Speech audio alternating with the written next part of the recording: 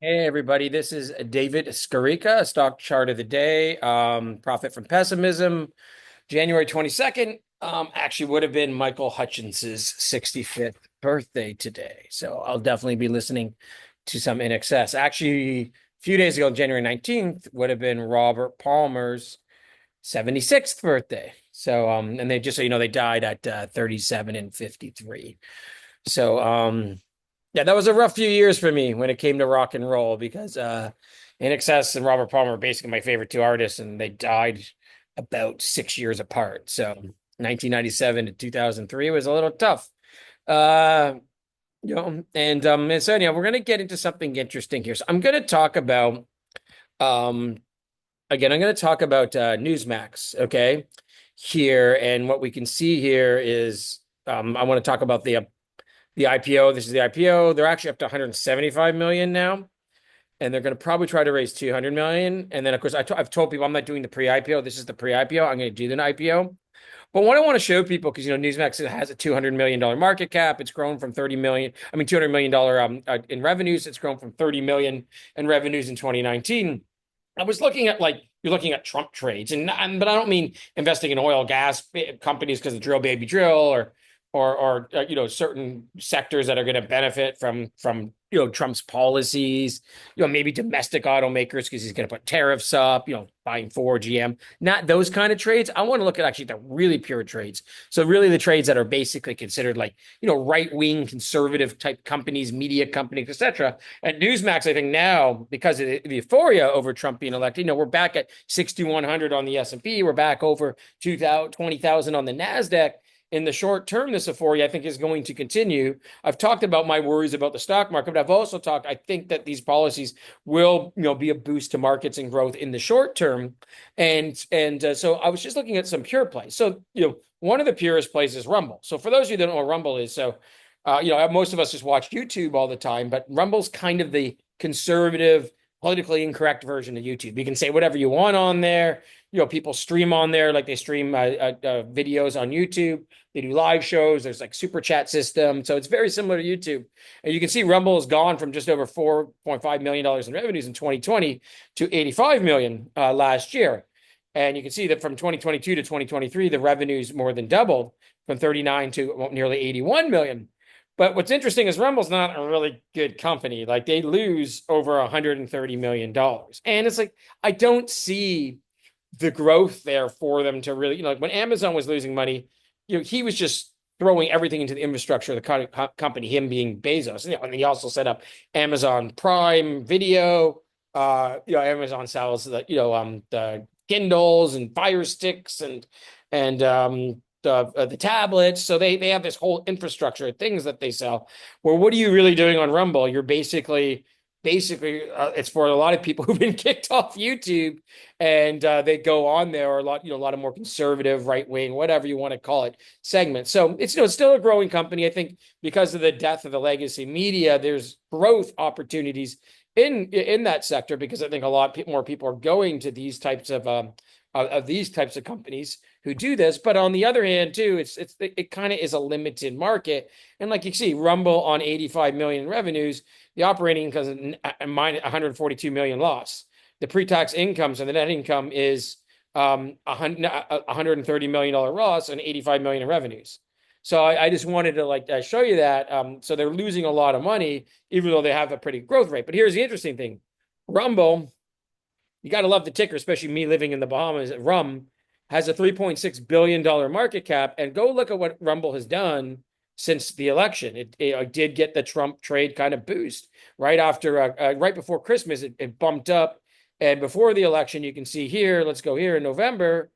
You can see Rumble was about $5-6 a share, and now it's almost $13 a share. But as a $3.6 billion market cap and only 85 million in revenues with a loss of 130 million. So then let's also go now look at Truth Social. Where's or the Trump? Let's get the Trump thing. Yeah, Trump. Yeah. So this is the Truth Social is the Trump stock. So you can see it has a $7.4 billion. And again, same kind of thing. This was when people thought Trump might lose after that debate to Kamala. You can see Truth or Trump Media and Technology DJT, it bottomed at around 12, $13. And then right before the election, it kind of discounted that looked like Trump was going to win. And you can see it peaked at over $51 a share. So that was a fourfold increase, and it's still held up in the mid 30s.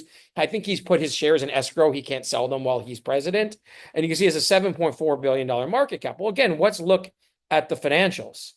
They have $4.1 million in revenue, and they lose 58 million. Now, with the amount of money that they have raised, if we look at their balance sheet, they have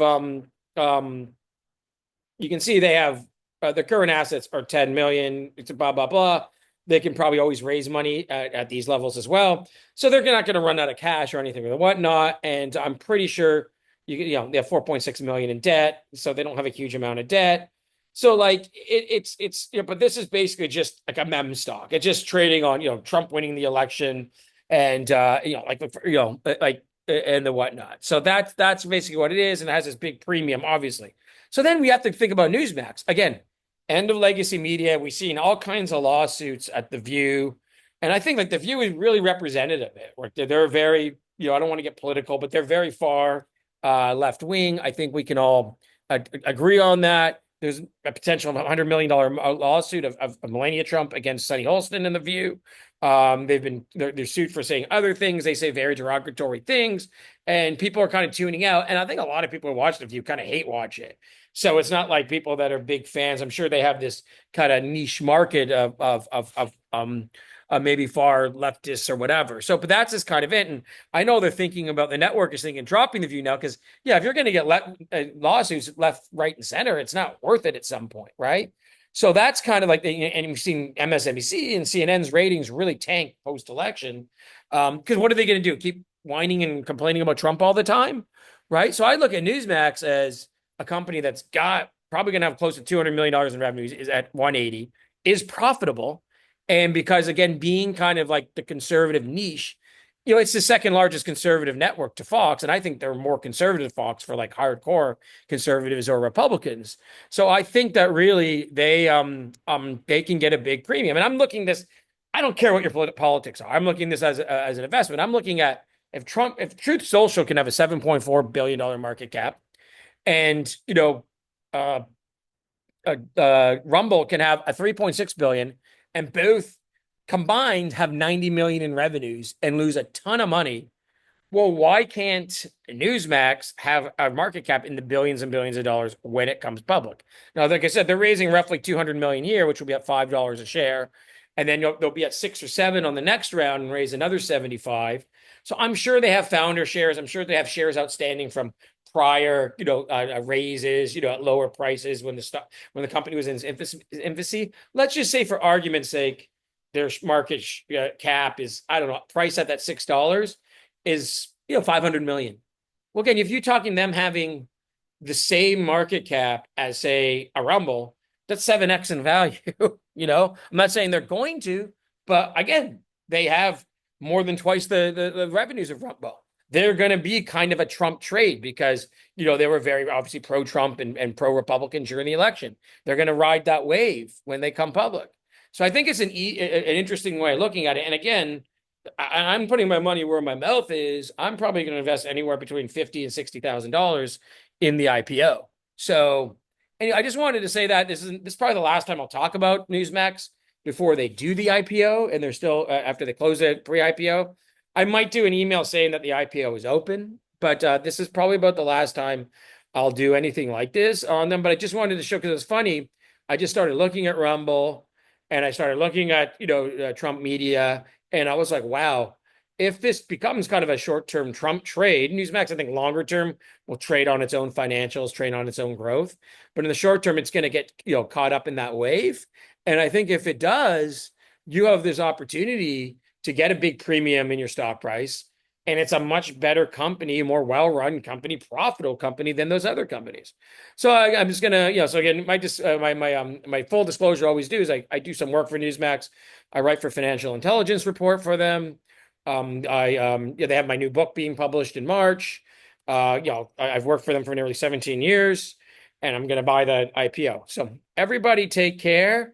And yeah, I'm very excited about this opportunity, and I hope it happens over the next month or two.